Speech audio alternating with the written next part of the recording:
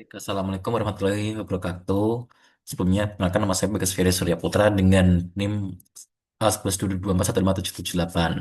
Di sini saya ingin menjelaskan tentang capstone project Coursera saya, di mana membuat exploratory data analysis tentang course yang dibuat sesuai arahan dari Coursera tersebut. Nah, yang pertama-tama, di sini tuh ada bagian load dan clean data, yaitu ngeload set dataset CSV-nya yang sudah dibuat, dan kemudian yang dari situ itu akan diambil subsetnya per kolomnya yaitu dengan user, course rating, dan genre.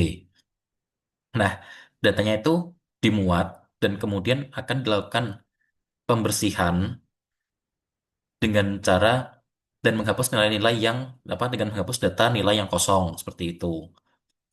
Nah, kemudian hasilnya itu akan menjadi dataset yang bersih. Nah, kemudian ada exploratory data analysis atau EDA.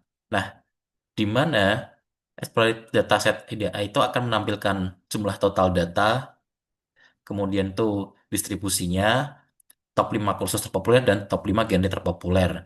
Nah, tujuan dari EDA sendiri ini untuk memahami karakteristiknya dari dataset itu, dan kita jadi bisa mengetahui rating yang tinggi, yang cenderung tinggi atau rendah, serta genre kursus apa yang diminati oleh user seperti itu. Nah, jadi kita bisa tahu sebelum modelnya itu dibuild seperti itu. Kemudian ada content based filtering dari user profile. Nah, content based filtering ini itu adalah fungsinya itu untuk kita membuat matriks yang menjadi kayak suatu perwakilan aja untuk yang menghubungkan antara kursusnya dan genre, yaitu dengan cara build course genre matrix ini. Nah, kemudian untuk build user profile ini tuh digunakan untuk membuat profil dari apa yang disukai oleh para user. Nah, profil ini tuh dibentuk dengan menjumlahkan rating yang diberikan oleh user untuk setiap genrenya kursus yang pernah diambil. Nah, hasilnya itu adalah sebuah vektor preferensi genre untuk setiap usernya. Kemudian untuk yang fungsi content based recommendation itu untuk menghitung skor rekomendasi dari yang sudah disubmit oleh user dengan cara melakukan perkalian dot product antara matrik kursus genre dan kemudian untuk course ganti matrix dan user profile-nya itu. Nah, semakin besar nilainya suatu kursus itu, maka semakin sesuai kursus tersebut dengan apa yang diinginkan oleh user. Kemudian ada content-based filtering atau core similarity, yaitu dia ini untuk menghitung kesamaan antar kursus, di mana fungsinya ini tuh pakai cosine similarity untuk mengukur kemiripan antara kursus berdasarkan genrenya. Jadi misalkan ada dua kursus dengan genre yang sama, maka nilainya yang mendekati itu atau nilai kecocokan nilai sama itu mendekati nilai satu, sebaliknya jika berbeda maka nilainya mendekati nol. Nah, kemudian ada K-means. K-means itu dia itu untuk eh, kayak sebuah clustering dari penggunanya itu. Nah, jadi pertama-tama itu semua profil user yang dia ada di datasetnya itu akan dikumpulkan. Kemudian setiap usernya itu akan diwakilkan atau direpresentasikan sebagai vektor vektor preferensi genre. Nah, kemudian akan dilakukan clustering pakai k-means yang pada bagian fungsi perform clustering, yang dimana hasilnya itu adalah pengelompokan user ke dalam cluster berdasarkan favoritnya dari kursusnya mereka itu.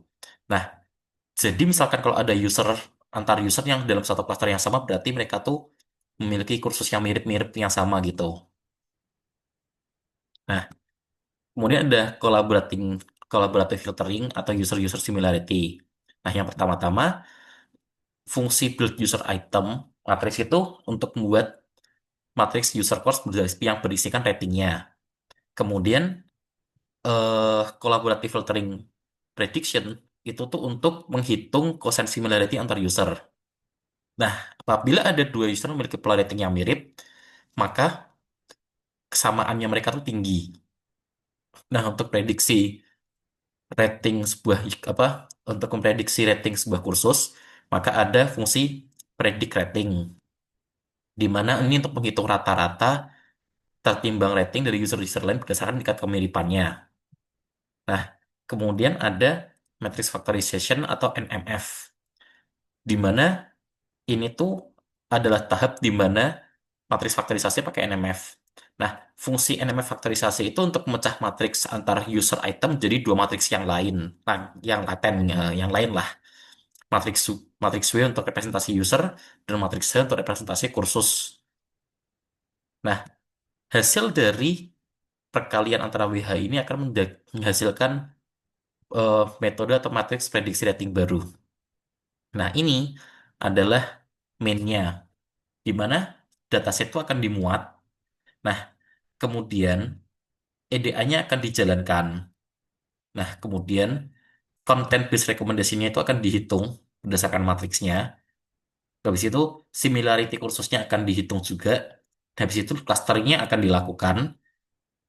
Kemudian collaborative filteringnya akan dijalankan. Dan yang terakhir itu NMF faktorisasinya. Dan sistem rekomendasi selesai. Nah, ini adalah hasil darinya. Jadi cuma data 50, distribusi rate-nya count-nya 50, main 4, STD-nya atau standar deviation-nya 0,71, minimumnya 2, 2% 4, 50% 4, 50% 5, maksimalnya 5. Nah, di sini ada top 5 kelas terpopuler yaitu C001, 003, 005, 4, dan 2. Dan 5 genre terpopulernya itu ada Python, Data Science, Machine Learning, Web Development, Cloud Computing. Seperti itu. Nah, ini adalah contoh skor rekomendasi content base untuk user itu ada 5, 4, 5, 3, 7. Dan konten similarity antar khususnya itu 0. Nah, jumlah kelas terbentuknya ada 5 karena sesuai dengan jumlah genre terpopulernya seperti itu.